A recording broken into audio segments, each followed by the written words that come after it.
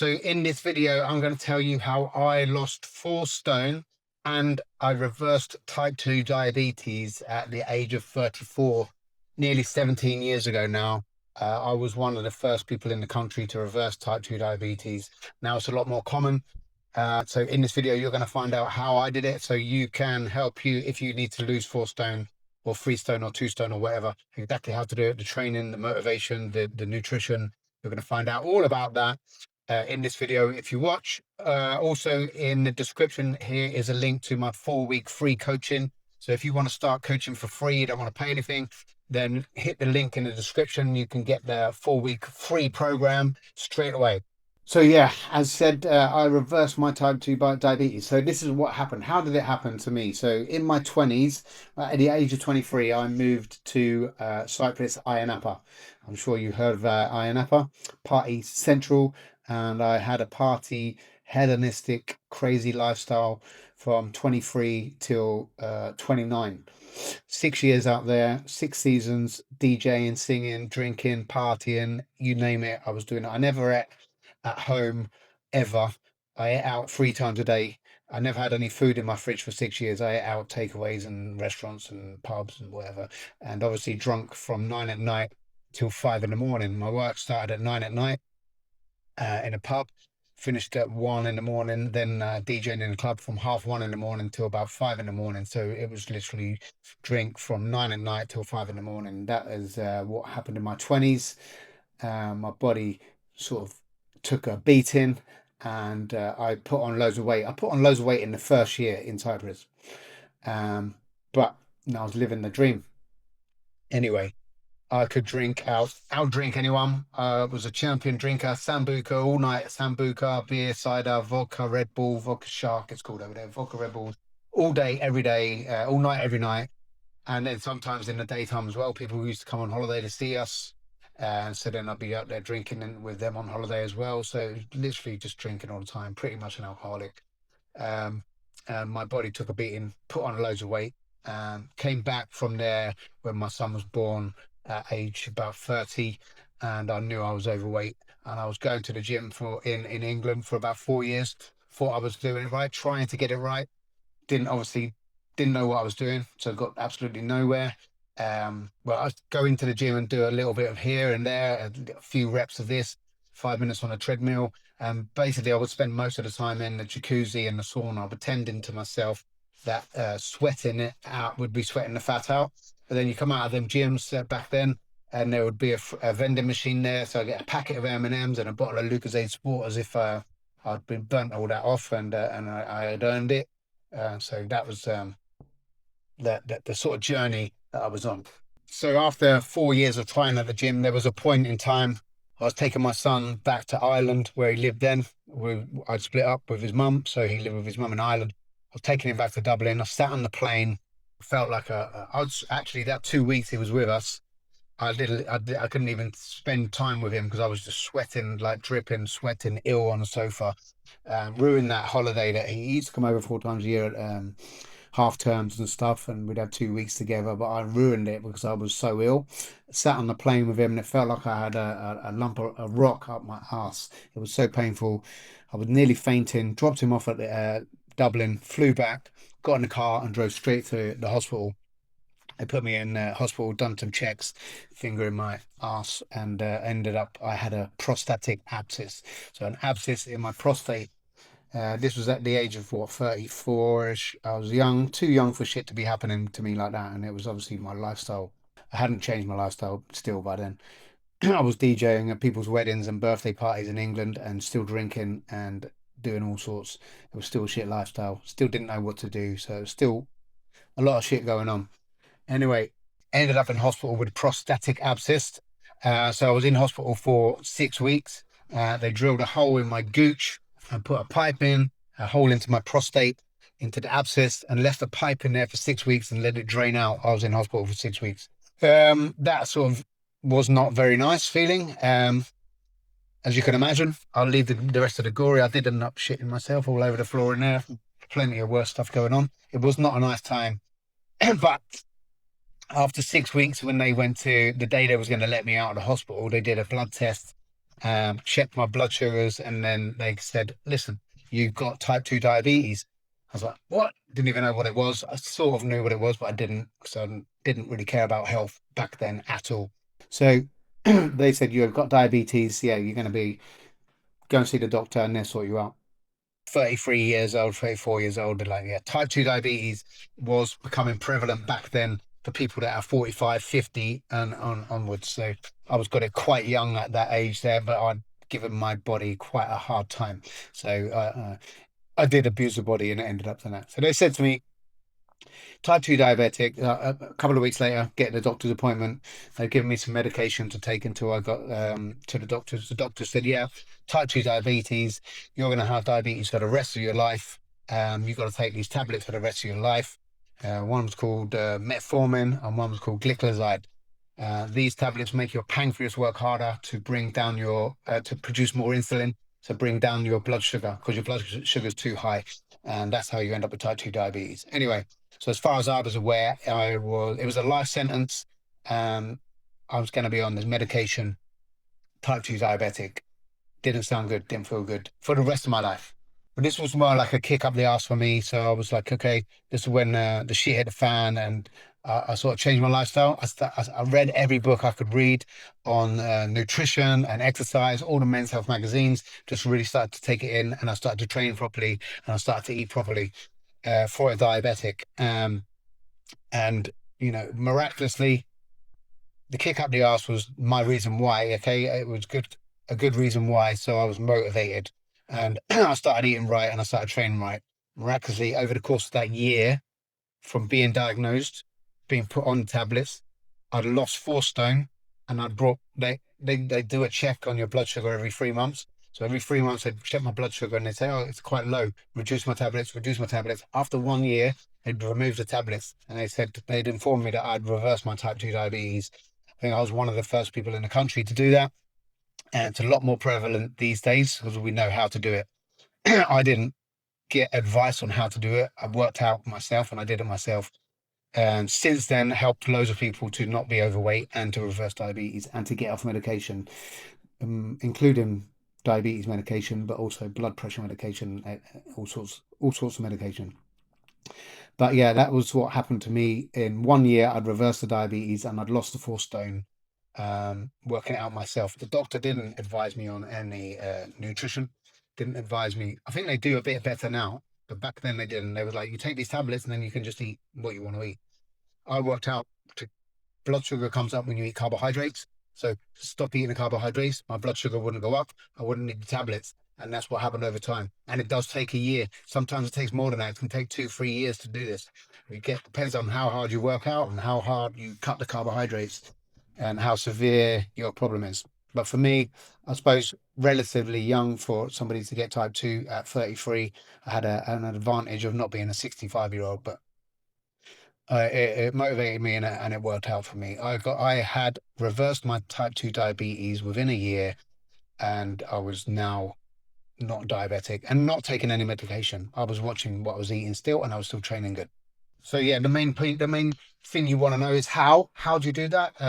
Reversing type 2 diabetes and losing weight goes together. So whether you just need to lose weight or reverse type 2 diabetes, you could have pre-diabetes or you could have insulin insensitivity, which means you're not good at handling carbohydrates, which means you can't get the glucose from carbs like bread into your muscles. So that's an insulin insensitivity problem. Insensitivity. So you can't absorb glucose into your muscles because you're not doing enough weight training. You haven't got enough muscle mass, and you've got a nutritional pathway of just turning that carbohydrates down to your liver, converting it into triglycerides, and you've got high triglycerides and the high blood glucose, metabolic syndrome, which isn't just bad place to be. So what I did was focused on cutting out the carbohydrates. Okay. Yes, low carb. Yeah, I went with no bread, no pasta, no rice, no potatoes, no cereals, no porridge oats, no fruit, even though I wasn't eating fruit and porridge back then anyway. But it was junk food, like carbs I was taking. I've removed the bread from sandwiches and baguettes and toast.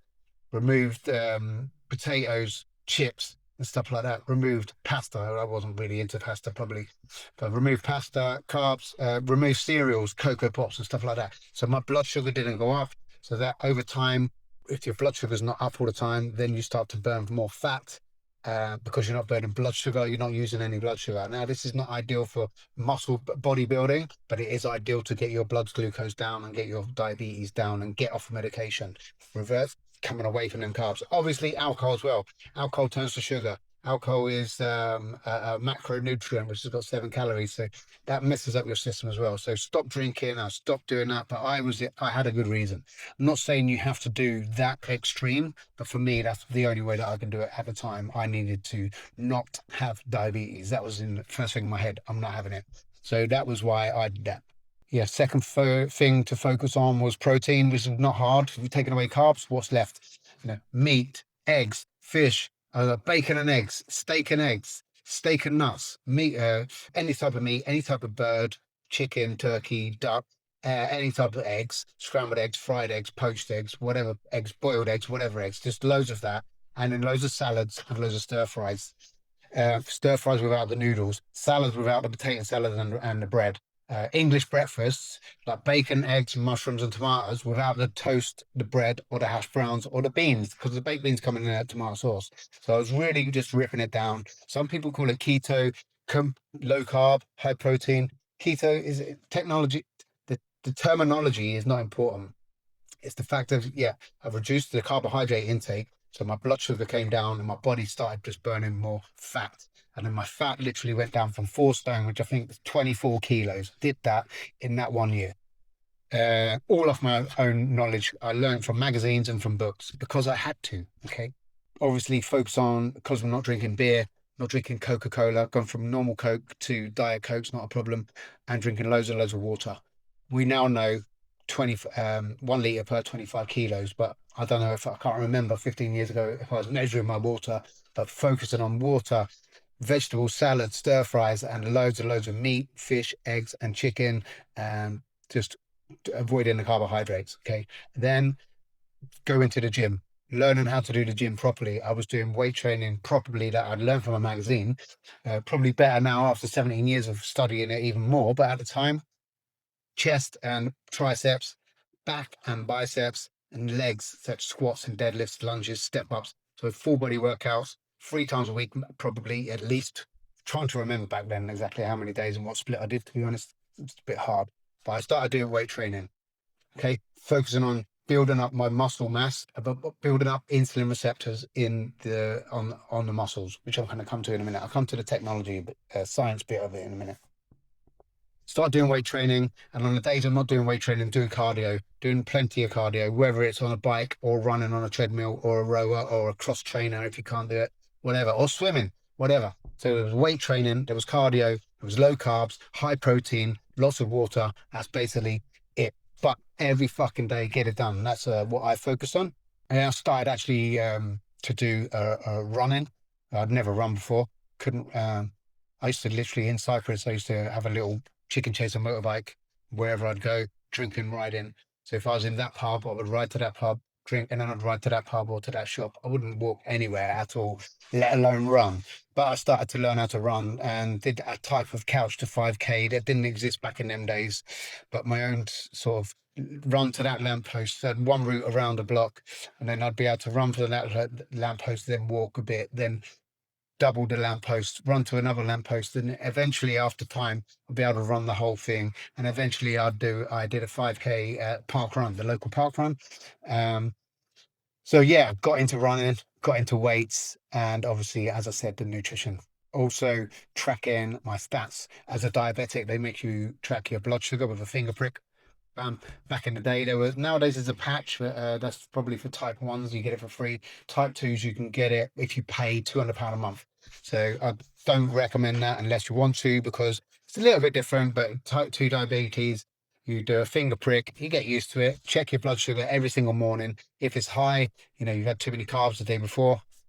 So where you're not eating carbs, your blood sugar will be low. As we move on after the meds have gone and you've got a low, then you start bringing the carbs back in. You still track your blood sugar to see what affects you. How many carbs can you handle? Okay. And then you can build up your carb tolerance over time again. So you are allowed to eat carbs. It's not forever no carbs. It's just until you've finished reversing diabetes or losing fat or reversing your pre-diabetes, and then you can start bringing it back in, but managing your blood sugar so that you don't go back on it again. Weighing in, obviously weighing on the scales, measuring my waist, and tracking my blood sugar. And that's what stats that I was doing. And now the boring part, the science behind it, behind diabetes and blood sugar. So when you eat carbohydrates, when you eat food, but mainly carbohydrates turns to glucose or maybe fructose or lactose, turns to sugar, and that goes into your blood. And then now you've got a blood glucose level, glucose or a blood sugar level going around in your blood. Now, in a fit person, ideal world, a healthy person, that glucose gets digested in your stomach, goes into your blood, goes around as blood sugar, blood glucose, and then your muscles absorb that glucose as glycogen. And then your muscles use that glycogen as energy, whether that's doing weight training or if you're a builder, a scaffolder, or any exercise that you're doing like that, you use them in your muscles. Okay. And the problem becomes, so what happens when you eat the carbohydrates first, sorry, your blood sugar raises. Now your pancreas gets a signal to release insulin. Now, insulin is the hormone that allows that glucose to go from your blood into your muscles. It's the key that unlocks the door into your muscle cells. Without the insulin, the sugar, the blood glucose can't get into the muscles.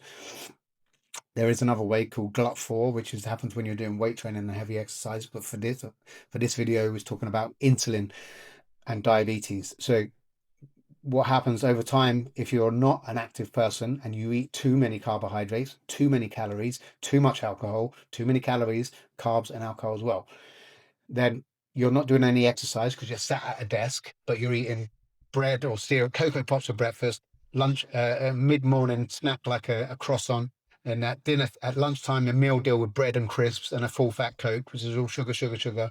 Then you're having a mid-afternoon cake, snack, and then in dinner time, you're having your carbs with your rice or your takeaway or your pasta or your chips. And then in the evening, you're probably having more chocolate or a cake as well. So you're just eating carbs all day long. But you're sat at a desk or you're sat at a car and you're not, your muscles are not using up that glucose. So what happens over time, your blood glucose gets high, your pancreas gets a signal to make insulin. The insulin comes in, but your muscles have only got a finite capacity, okay? We've got this bottle here, can only put 1 liter or 750 mils of water in it. So your muscles are the same. You can only put a certain amount in there. So you eat too much carbohydrates for your muscles to absorb, and you haven't used your muscles to empty them, then there's no room. So what happens if you keep trying to pour water into here? It will overspill. So if you keep trying to put glucose into your muscles, it will overspill. It gets sent down to your liver. Your liver converts it into triglycerides, and then you have a high triglycerides in your blood as well. So, which is also bad. So, but your body needs to get rid of that glucose somehow. So you can keep getting fatter and fatter. So if your liver converts it into triglycerides, which is free fatty acids, 3 of them, triglycerides, then your body will store that as energy and you just get fatter and fatter and fatter. Now, what the problem is, the diabetes problem part is you keep doing it with the glucose and your pancreas keeps making more and more insulin, and it can't keep up because the blood glucose is not going down. So the pancreas makes more and more insulin. Over time, first of all, there's pre-diabetes, okay, which is a sign that you've got a high blood sugar all the time. There's a blood test they call HbA1c. That test will tell you what your average blood sugar has been for the last 3 months. And if that's high, then that's pre-diabetes. Now, what happens over time, if it's really high, your pancreas starts getting tired because it's been just making more and more insulin all the time. So that's when that's type 2 diabetes, and they give you medication, gliclazide, metformin, empagliflozin, and it's probably more. Loads of medication that Big Pharma is making $8 billion a year from, not to cure you, but to allow you to keep eating bread and make your pancreas work harder to make more insulin. So to try to get rid of that blood glucose. So they didn't tell me to stop eating carbs. They said, take these tablets. This will help you to reduce your blood sugar. And the way it does that is your pancreas works fucking harder. Now, your pancreas is already tired because it's been doing it for 10 years for me. Okay. And then what can happen is it you can run your pancreas into the ground. And that is when you get lifestyle type 1 diabetes. So I'm not talking about the genetic disorder that happens with kids. That's where the pancreas is dead and doesn't work properly. I'm talking about lifestyle created. So you've got pre-diabetes, then type 2, and you haven't changed anything. You keep going, you're going to kill your pancreas. And that's when it doesn't make any insulin anymore. So now people are injecting insulin to bring down the carbohydrate, the blood sugar. So they're still eating carbs and injecting insulin to reduce it. That's type 1 from a lifestyle created, which can be prevented and can be stopped, obviously, by doing what I already just told you. Um, the doctors, I think they're coming up now with a little bit better and they're trying to give you some nutrition advice, but they do also have to follow some guidelines. So they tell you to eat carbs. The quickest way to reverse it is stop eating carbs. That's my opinion. I've done it to myself and I've done it to hundreds of others. NHS follow a certain set of rules where they want you to eat carbs. So they still, I don't know if it's a conspiracy theory where the big pharma are telling the doctors to keep it going so that they can sell more fucking diabetes tablets. Don't know if it's true, but, or if it's big agriculture that want to keep selling more wheat and bread and pasta and potatoes. But there's a reason that they do it. And to be honest, that can be debated for hours and years and probably will be for years. But if you stop eating too many carbohydrates, you'll bring down your blood sugar and eventually they'll have to reduce your tablets because your blood sugar will get too low with them tablets. And then when they're taking your tablets away, now you are not diabetic or you've got it into remission rather than reversed it. And you can start then to reintroduce carbohydrates. And this is how we do this. So when your pancreas is making the insulin and it's trying to pump the insulin is trying to drag glucose into your muscles, but you aren't doing any weight training, you ain't doing any exercise, your muscles start to lose insulin receptors as well. So these insulin receptors, so your insulin's there, clings on from the muscles and it pulls it into the muscle. So if we stop eating the glucose, now our muscles will stop. The pancreas can rest because it's not making so much insulin, and the muscles will start to empty a bit. If we start doing exercise, we start to empty the glycogen, the glucose out of the muscles. Now our muscles will start to crave glucose, and then the muscles can restart regrowing new insulin receptors. Okay, this is why we do something called post-workout carbohydrates. When we're doing post-workout, after you've done weight training, start to do your carbs then, if we're reintroducing carbohydrates. When you've pumped your muscles up and the insulin receptors are flaring out, ready to absorb the glucose, and then you have your carbs then. That's when you first start to bring them back in after your weight training, post-workout carbs. Also, when you start growing your muscles, the bigger your muscles, the more, or the stronger the muscles, the bigger the muscles, the more you use the muscles, the more insulin receptors they have. So they want to take in more glucose, and the bigger they get, the bigger the bottle is, the more glucose it can store, the more carbohydrates you can eat. And then over time, you're going to train your body what to do again with the glucose. Instead of keep sending it down to the liver to get converted into triglycerides, and then your body starts to learn, oh, glucose is here. We need to put it back into the muscles again. And then your muscles keep getting bigger and bigger and stronger, and they grow more and more insulin receptors. So then you can eat more and more carbohydrates, which helps you to get stronger. So it's a nice positive snowball effect rather than the negative spiral effect, which I did at the beginning. So, yeah, I would say that exercise is medicine, your food is medicine, and you don't want to be on the doctor's medicine. Big Pharma making $8 billion a year. Same thing with statins. We're another video on cholesterol, but they are making money to keep you on their medication. They're not making money to cure you. Okay. So food can be your medicine and gym exercise can be your medicine. Okay. Again, I have a free program in the description. If you're still listening, thank you. But there's a free link in the description for you to do a 4-week weight training program. You can get started whether you're at home or in the gym. And then you can start building muscle and start building insulin receptors and start earning carbohydrates. So your body wants them carbohydrates and you start using them as fuel in your muscles rather than building more fat. Okay. So when it happened to me, the real reason that I had a strong why, when it first initially happened to me and I got diagnosed, with type 2 diabetes. It reminded me of when I was a kid. When I was a young kid, 7 years old, I think, my nan, my mum's mum, had both her feet amputated. She was, yeah, in her 80s, so she was old, but she had her feet amputated because of type 2 diabetes. So when the doctor said to me, I was, what, 33, you've got diabetes, that's what went in my head. I was like, I'm going to have it for the rest of my life. I'm going to get some medication. I'm going to be fat. I'm fucking depressed. And I'm probably going to have my feet cut off, going to get them amputated. So I was like, no, I made a switch in my head. I said in my head, no, I do not accept this. I am not having it. So that was my why, a pretty big why. And it fucking worked for me in the end. It got there. It got me through it. And it always will bring me back to that. And I always will keep that going. Anyway, yeah. So yeah, it was the shit hit the fans. It was the wake the fuck up moment, and it really worked. And I reversed my type 2 diabetes, lost 4 stone, and I fucking loved how I felt. I was 35. I changed my life, and I wanted to change my career. So I was getting bored of drinking, that, DJing, and doing that. Just same fucking thing. I'd done it over for 15 years.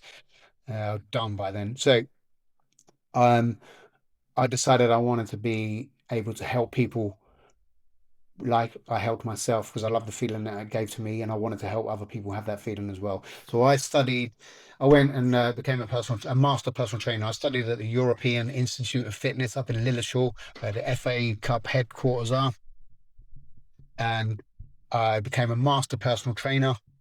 I started personal training people in my garden, uh, helped them to lose weight, to get off medication. Then we started a group class in a field, and like a boot camp. And then we got in a church hall, and we got that church hall boot camp up to 190 members, helping everybody lose weight, get off medication, and even have babies after they've been on fertility treatment for years. So we was helping all sorts of people. Then after that church, 190 people, we found a facility and we opened up our own gym, boot camp and personal training studio, called Fitness Flex here in Basingstoke, and we grew that up to 500 members. So before COVID fucked us, we had up like 500 members at our Fitness Flex gym, and so over the course of 10 years, we can definitely say we've helped thousands of people to achieve their weight loss goals, off medication goals, whether it's diabetes or blood pressure or antidepressants or having kids. We've helped thousands of people there all since then, and that's how it started. Yeah, and so yeah, we did a 10-year lease at that gym, and COVID ruined that sort of happy buzz of that with lockdown. But we finished after 10 years, so now we're still continuing and helping people now with our online coaching business, DC Coaching, which is here. We are helping people all over the world with our online one-to-one coaching, occasional group programs in our app, diet, nutrition, training, weekly stats, weekly reporting, weekly coaching calls like this. We coach each other on the phone. We are here for you. So you can have the free program in the description, or you can message me on Instagram, Facebook, or on here. If you want to chat about coaching, I am around. I'm available to help. I'd love to help you, especially if you've got something like pre-diabetes or type 2 diabetes coming on. You need me in that corner. I'd love to we don't want to see the other end, type 1 diabetes happening. Okay, we have been doing it, yeah, 17 years now, and we are still loving it. So thank you if you've watched it all the way. Thank you for watching my video. Click on the link in the description, and I will speak to you soon. Have a good day.